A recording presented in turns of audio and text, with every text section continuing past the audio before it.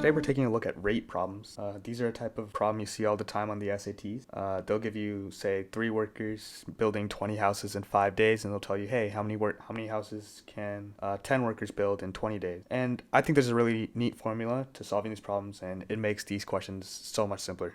Okay, so here's the magic formula. In any of these problems, there's 2 situations, right? There's the first one, which is the initial. They'll give you the conditions for it. Like they'll say you had 10 workers producing 10 walls in 10 hours. So that would be your before situation, right? You've got the 10 houses or whatever things are being produced is on the numerator on top. And then you have the number of workers, which is here, and the time, which is multiplied to the workers on the bottom. Then you also have the second condition, and the problem will usually leave one of these 3, either the workers after, the time taken after, or the productivity after. The problem will ask you to solve for one of those. So those are the 2 conditions. I think the best way we can see how this formula works is by putting it into practice with the problem. Okay, so here's our first problem. If 20 people can paint 5 houses in 2 days, how many houses can 40 people paint in 4 days? So I just typed this question up, but it's pretty similar to what you'll see on an SAT test if these type of questions do come, except there'll be multiple choice, of course.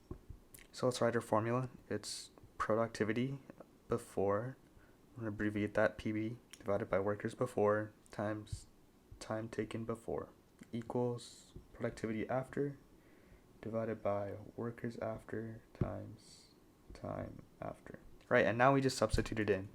So that's why we're using the formula. A lot of other videos online that I saw, and the way that it's taught a lot of the time is that you find the rate for individual people, and then you have to multiply and go through several steps in order to find your final answer. But with this, you just plug it in and you solve for your productivity after.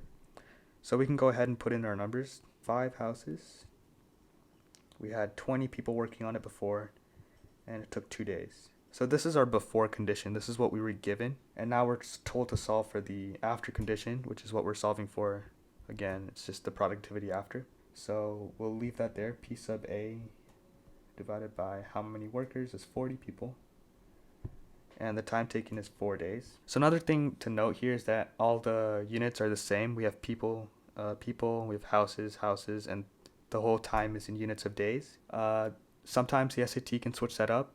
You'll have hours here, and it'll ask for how many days will it take, so just watch out for that. But this is a pretty straightforward solution here. So I just rewrote the equation. Things cancel out pretty easily. 2 times 2. And P sub A equals 20 houses.